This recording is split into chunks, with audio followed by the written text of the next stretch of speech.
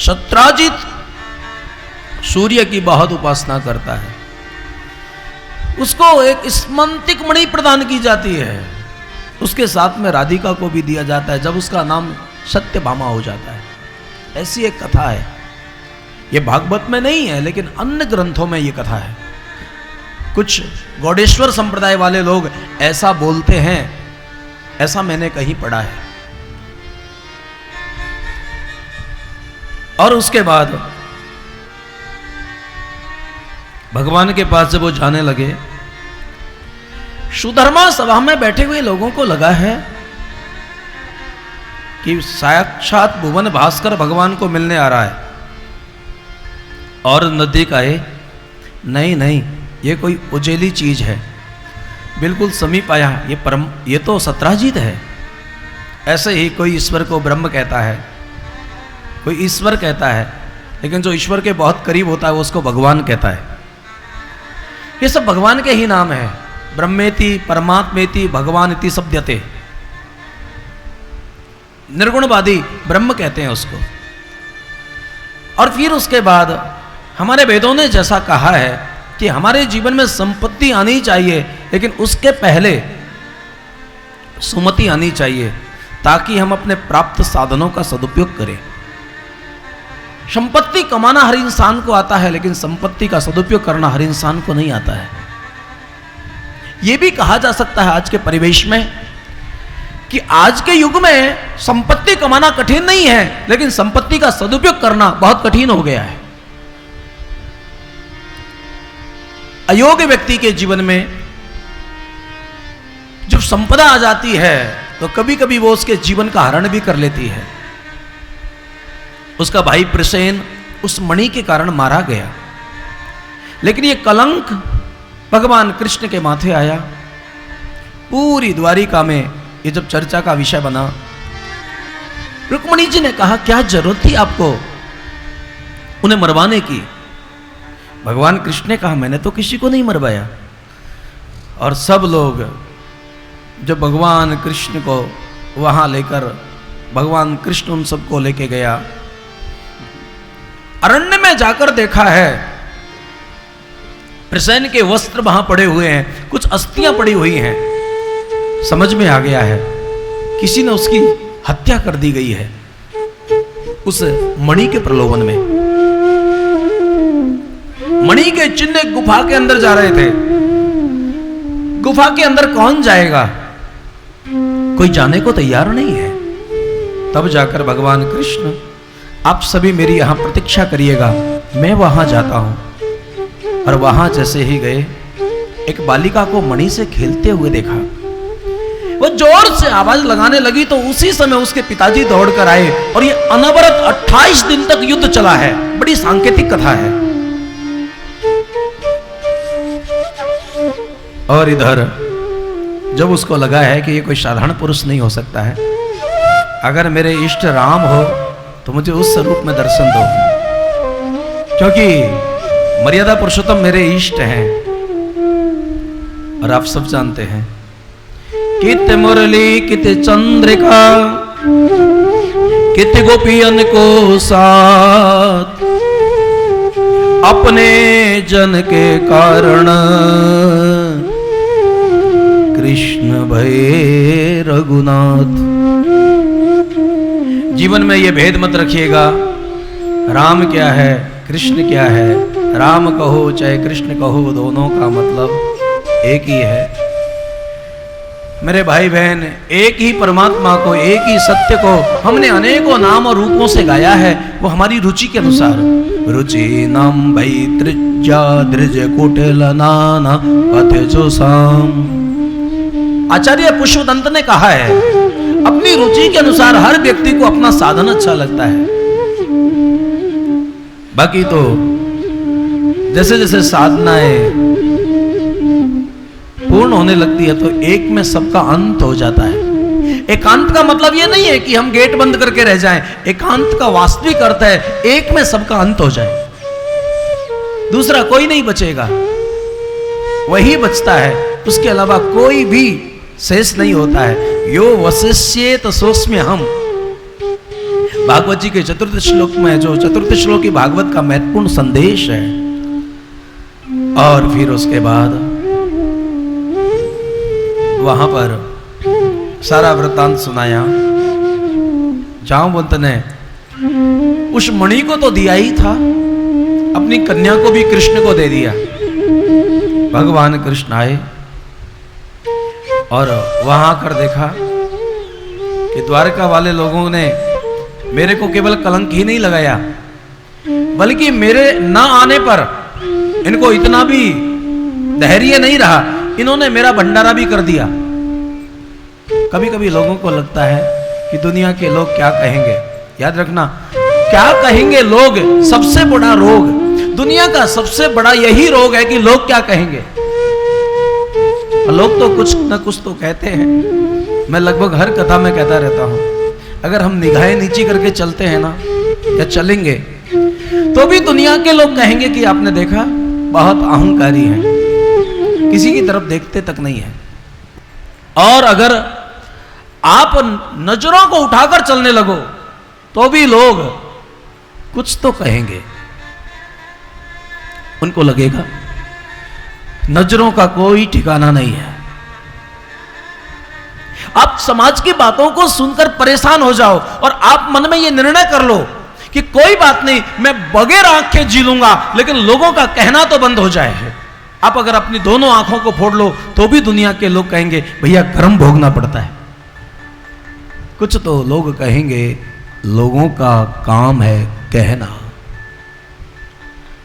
यहां ना राम को छोड़ा है, ना मीरा को छोड़ा है, ना कृष्ण को छोड़ा है। मुझे तो बड़ा आश्चर्य होता है, भगवान महादेव जैसे महापुरुष को भी जहर पीना पड़ा। राजस्थान का हर व्यक्ति जानता है मीरा को जहर पीना पड़ा। विष का प्याला राणा जी भेजा, देखत मीरा हंसी रे। यहां जितने भी बुद्ध पुरुष आए हैं, चाहे महर्षि दयानंद हो, चाहे वो शुक्रात हो, लगभग लोगों को जहर पीना पड़ा है। पता नहीं क्यों अंधे आंखों को एक आंख वाले से ईर्ष्या हो जाती है। दुनिया कभी कभी किसी के जागरण को पचा नहीं पाती है, लेकिन वो लोग भी किसी स्तर के थे जिन्होंने दुनिया के लोगों ने जिनके लिए जहर दिया। और उनको जब ये पता चला है, वो किसी को पूछते हैं सत्य बताना, किसके कहने पर ये किया है।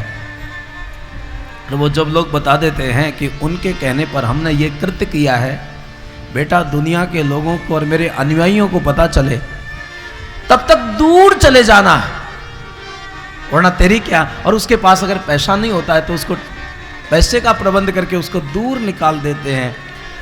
और देह धर्म के अनुसार जब शरीर पर विष का प्रभाव पड़ने लगता है ना, तो अपनी एक चादर ओढ़कर सो जाते हैं।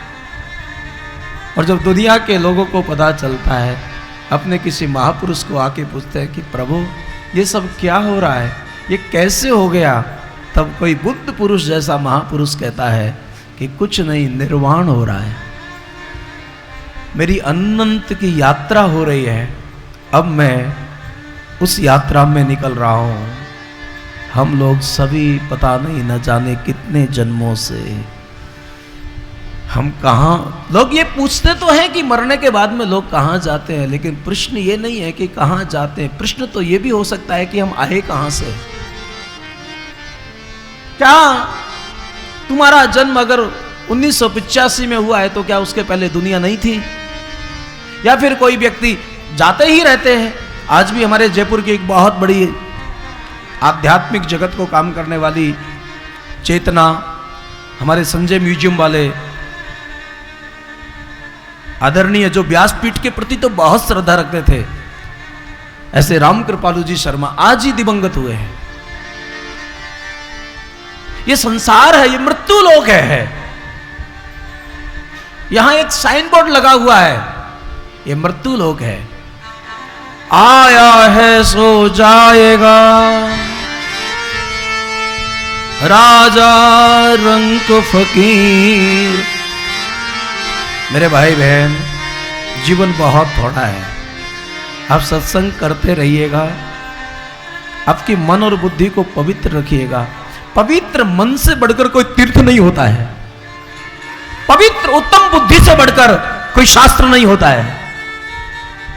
तुम्हारा अगर मन और बुद्धि शुद्ध होगी ना तो आपको बगैर पढ़े भी ज्ञान हो सकता है। पढ़ने से व्यक्ति विद्वान बन सकता है लेकिन ज्ञानी नहीं होता है। गूगल आपको जानकारी दे सकता है, ज्ञान नहीं दे सकता है। ज्ञान को होने के लिए आपका अंतःकरण शुद्ध होना चाहिए।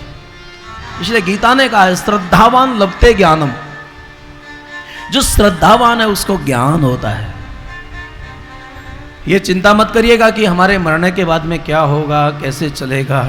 मेरे भाई बहन, कौन नहीं जानता है तुम्हारे मरने के बाद में कुछ नहीं होता है। हम जो भी जाते हैं ना, हम सबके जाने के बाद में भंडारा होता है। कौन नहीं जानता है? वैसे तो आप जानते हैं, फिर भी एक बार बता दिया है।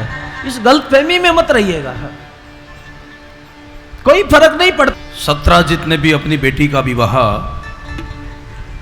सत्यभामा का भगवान द्वारकाधीश के साथ किया। कालिंदी के साथ में भगवान का पानी ग्रहण हुआ। ये भागवत जी में श्री भगवान द्वारकाधीश के विवाहों की कथा है। भद्रा के साथ हुआ, नागनिचिति के साथ हुआ, सुलक्ष्मणा के साथ हुआ।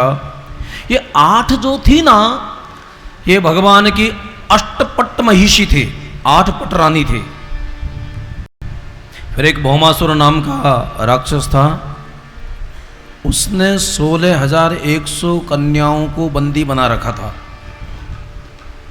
यह संदेश परमात्मा तक आया। अब आप सब जानते हैं कि जब भगवान बारहा बनकर आए थे तो पृथ्वी के साथ विवाह किया था, उससे भौमासुर का जन्म हुआ।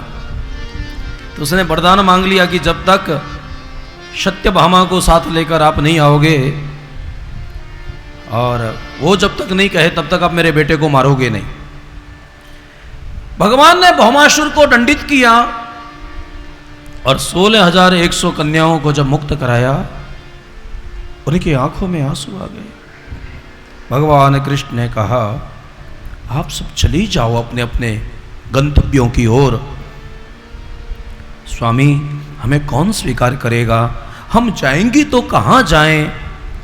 इतनी बड़ी संख्या में अगर नारी बिना आधार के रहेगी तो सामाजिक व्यवस्था विकृत हो सकती है। भगवान कृष्ण जगत गुरु है। जगत गुरु का मतलब ये नहीं है कि पूरे जगत को कंठी बांधे। जगत गुरु का मतलब है कि पूरे विश्व के हित के लिए जो सोचता है। एक ही मुहूर्त में सबके साथ पानी ग्रहण कर लिया। इसलिए भागवत जैसे ग्रंथ में भगवान के विवाहों की कथा 16,108 है।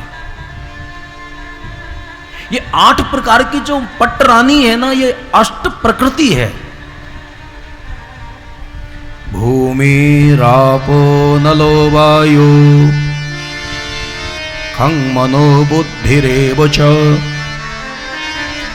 अहंकार इतियं में भिन्ना प्रकृतिरष्टधा।